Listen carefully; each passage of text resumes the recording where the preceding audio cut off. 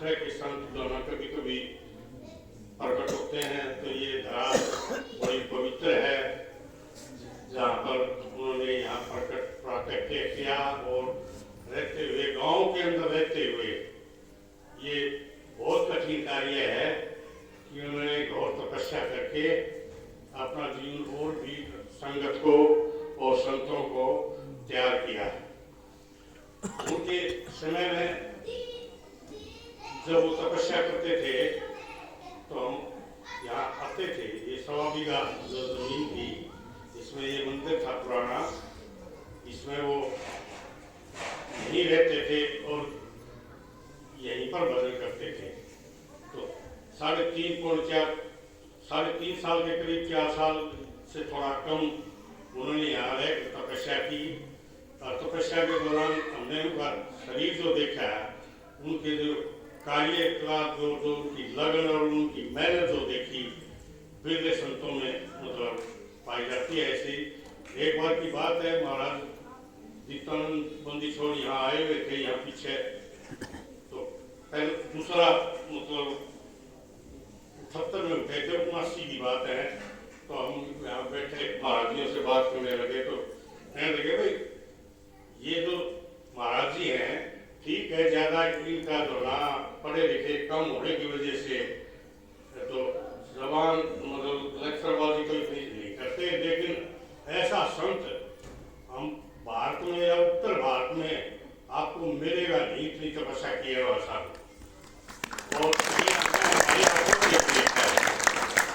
तो महाराज जी जैसे एक दिन यहाँ बरामदे में कुटिया के पास बरामदा था, तख्त पे बैठते थे और तख्त पर लेटे हुए थे। तो वो गरीबदास जियों की वो पढ़ रहे थे गंगा के बारे में।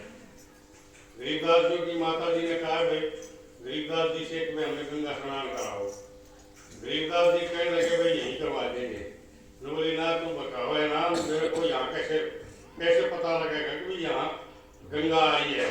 बोला वो फलाने पंडित जी अभी जाके आए हैं, उनकी वहाँ लुटिया गुम होती थी गंगा में। अगर वो लुटिया यहाँ मिल जाए तो मान लोगे? बोला हाँ मान लोगे।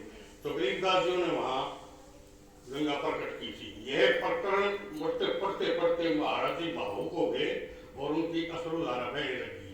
हमने पूछा, महाराज जी क्या बात है? पहले तो कहने लगे कुछ नहीं। महाराज जी कुछ तो बताओ क्या बात है। तो उन्होंने मतलब मौन व्रत था तो लिख के बताया कि भाई हम तो छोटे से जीव हैं, उन महाराजियों के में तो इतनी पावर थी कि उन्होंने गंगा प्रकट कर दी थी, लेकिन हम तो उनके कुछ भी नहीं है, हम इतना बड़ा कार्य नहीं कर सकते। तो उस दिन की बात है, हम यही ठहरे हुए थे और महाराज जी शाम को 9 बजे के करीब अंदर गुफा में जाते थे। तो जब वो तैयार होके मतलब सारी प्रक्रिया पूरी करके नहा धोके जब वो अंदर गए तो देखा कि भाई अंदर तो दोनों बाहर निकल के वो बोले, भाई वो गंगा तो आज प्रकट हो गया। तो ये हमारी आंखों देखी बात है। और वास्तव में जो है ना फिर कैसे मतलब बैठना तो जरूरी है। तो उन्होंने बाल्टी पकड़ के हमें पकड़वाई और हमने बाहर पानी निकाला। इतना हो गया कि वो आराम से इतना बैठ के इतना पानी था। तो उन्होंने उसके बाद जो ना तपस्या दोनों पानी के अंदर ही की थी बैठ के, और ये तो हमारी आंखों देखी। और कई चमत्कार मतलब वो ज्यादा जो कहते थे कि वे गुरु जी से फालतू हम चमत्कार नहीं कर सकते, क्योंकि उनके तो हम कुछ भी नहीं है उनके बराबर। तो जिस तरह महाराजियों ने तो वहाँ पतासे लगा दिए थे, उस पर त्रिवेणी पे लड़के में दूध निकाल दिया था, इस तरह के अनेकों चमत्कार किए थे। और एक चांद में भगत जी थे, उनके पास रहते थे तो वहाँ सत्संग करते थे। तो वो सत्संग करके चले जाते थे।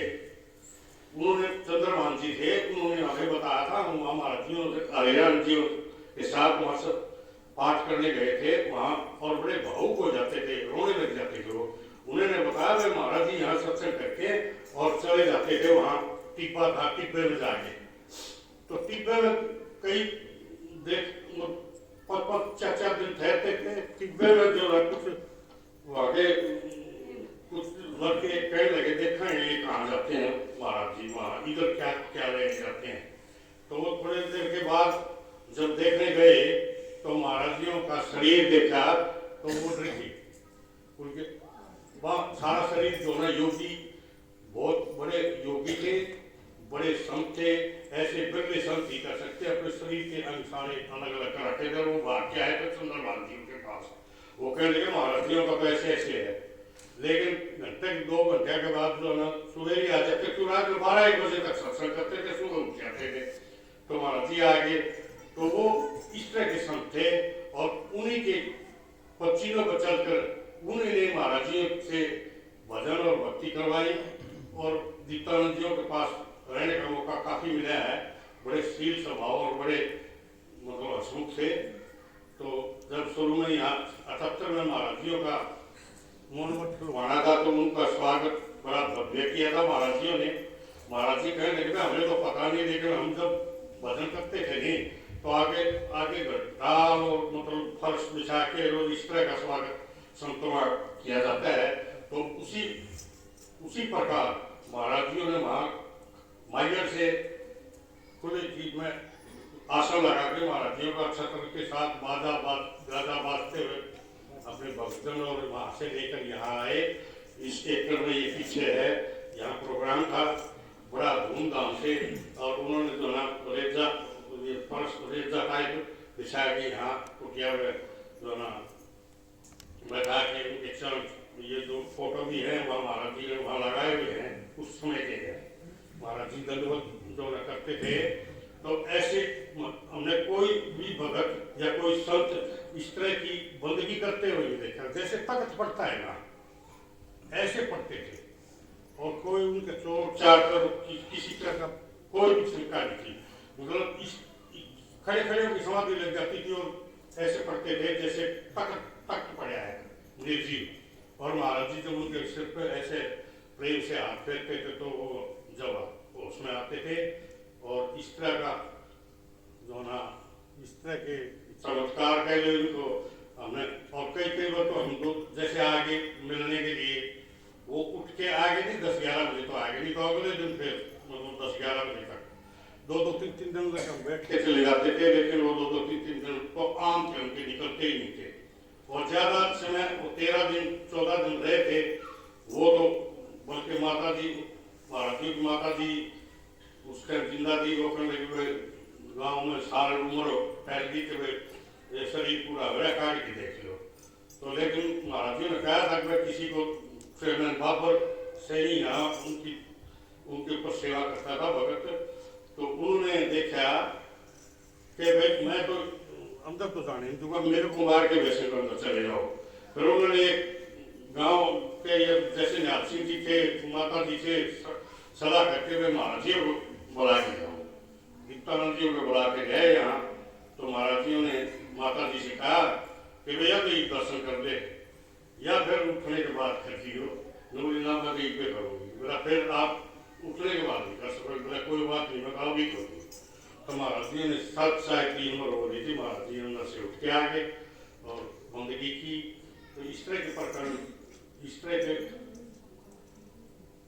के जो हालचाल हमने देखे हैं कि ऐसे संत जैसे ये वैसे भी देखते हैं हम, जैसे धुनों में तपते हुए वो तपते हुए उनसे पूछते थे हम सारी बातें, वो उन्होंने सारे इस तरह के प्रकरण किए हुए हैं।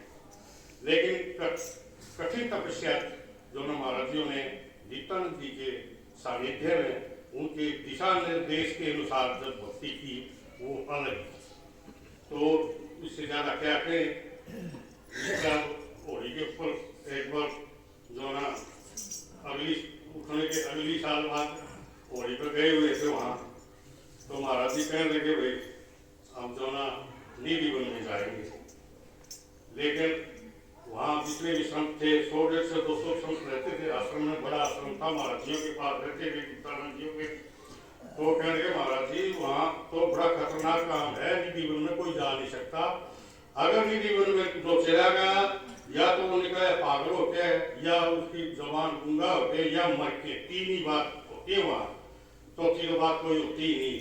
उन्होंने बोला भाई हम तो जाएंगे। उससे पहले हमारे दादा गुरु जी दीप्तानंद जी गए हुए थे, उन्होंने महाराजियों ने पता था इस बात का, तो वो नहीं मानेंगे। सारी पंगत अपनी खड़ की भी गई हुई थी, हम भी गए हुए थे सारे, मतलब कहने लगे दीप्तानंद जी से अरदास लगाई कि वे महाराज जी इनको जो है ना ये वहाँ जाने के लिए कह रहे हैं। बोले भाई हम क्यों रोके, क्यों गलती है, जाए तो जाने दो। तो वहाँ से परमिशन मिलते हैं और तैयार करके हम उस निधि वन में जो है ना मैं और रमेश भाटोड़ वाला एक ज्ञान पड़ेगा तो महाराजियों ने वापस भेज दी। तो हम बिल्कुल उनको उस निधि वन में चांदनी रात थी, पूर्णमासी की रात खिली हुई, भूगड़ेवर की रात खिल रही थी, वहाँ उनको छोड़ के बोला जाओ तुम तो। और सुबह फिर हम गए तो मस्ती में निकल के जो पब्लिक खोल देते हैं मंदिर, पब्लिक के साथ निकल के आश्रम में आए। सारे संत आश्रम में सारे संत उनके चारों तरफ देखे, कहने लगे महाराज जी क्या देखा बताओ। वो कहने लगे कि भाई हम तो गूंगे हो गए, मतलब तुम कह रहे थे भाई तो गूंगा हो जाता है, हम तो गूंगे हो गए भाई, हम कुछ नहीं बता सकते। ऐसे बड़ा हंसी मजाक करते हुए रहे। सारे संत भी हैरान, अपनी संगत सारी बड़ी खुश थी। तो इस तरह के प्रकरण वहाँ अब भी लोग वहाँ निधि वन में आप वृंदावन में जाओ, वहाँ गाइड या जो पंडित जी हैं वो कहते हैं कि यहाँ दिन छिपने के बाद कोई नहीं रहता, पशु पक्षी भी जो नहीं बंदर बीतने हैं वो भी चले जाते हैं, कोई नहीं रहता यहाँ। साक्षात रास लीला होती है यहाँ।